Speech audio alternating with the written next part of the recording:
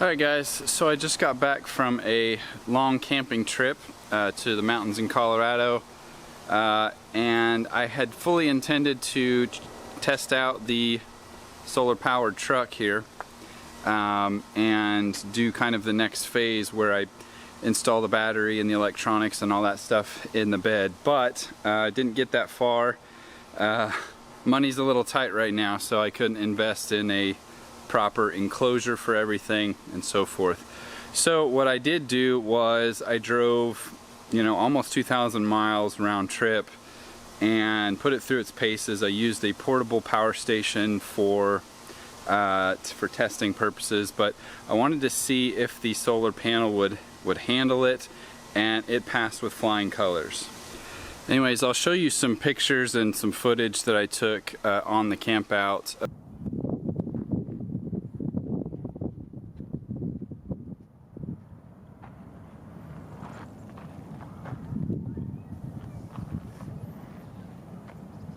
As you can see, I brought the Growatt Vita with me as the power storage, and also a bunch of Milwaukee batteries for use with my 18-volt power tool battery inverter from MillerTech. I charged everything with solar during the day each day, and then had plenty of power all night for electronics and fans and stuff. It's kind of hard to see the LCD screen in the sunlight, but the solar panel worked really well and gave me about 160 watts during the middle of the day when the sun was high overhead. This footage was taken earlier in the morning, and it was still doing about 125 watts. Our camping spot was 11 Mile Canyon, west of Colorado Springs. Super pretty and peaceful.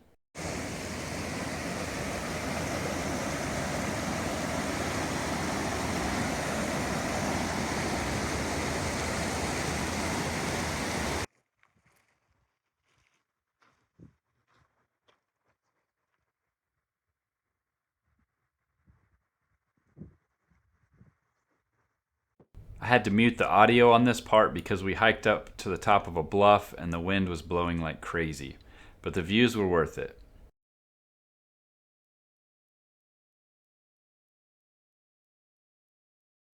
The roads in and out of the canyon were decent in parts and terrible in other parts. They provided a good test to see whether the panel could handle the bouncing and vibrating. We tried to go fishing at Lake George, but didn't catch anything. Oh well. Anyways, back to the truck. But what I was really looking at was this all gonna hold up to the abuse and the vibrations? Were these screws gonna come loose? Were there gonna be any problems at all? And I didn't have a single problem. So I did have to tighten one of these little...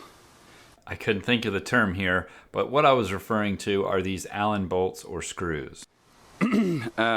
And put some Loctite on it, but I had to do that before the trip. So the trip itself was fine, and nothing came loose, nothing needed to be tightened, nothing happened at all. It just worked. Yeah, so anyway, that's kind of what I was doing. I know that's not a huge update to this project. It's just going to be a long-term project, guys. I don't have a ton of money for finishing this project.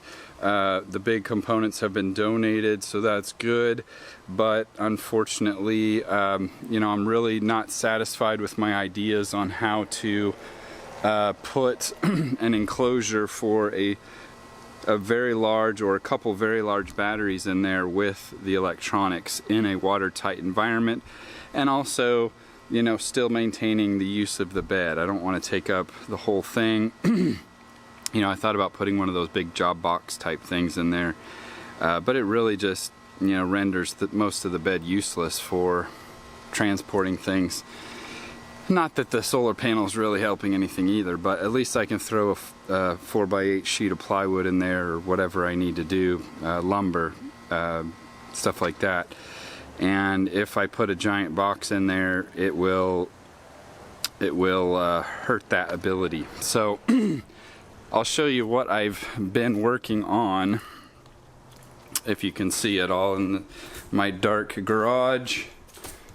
I do have this big box tub right here. It's plastic, but it's the right size to put this SFK battery in, and I've shown you that in a different video, but I'm thinking that maybe what I can do to save some money, since I have a ton of wood and stuff laying around, is just build kind of a frame that supports this and use this for the time being, instead of like a big metal waterproof enclosure of some kind back there.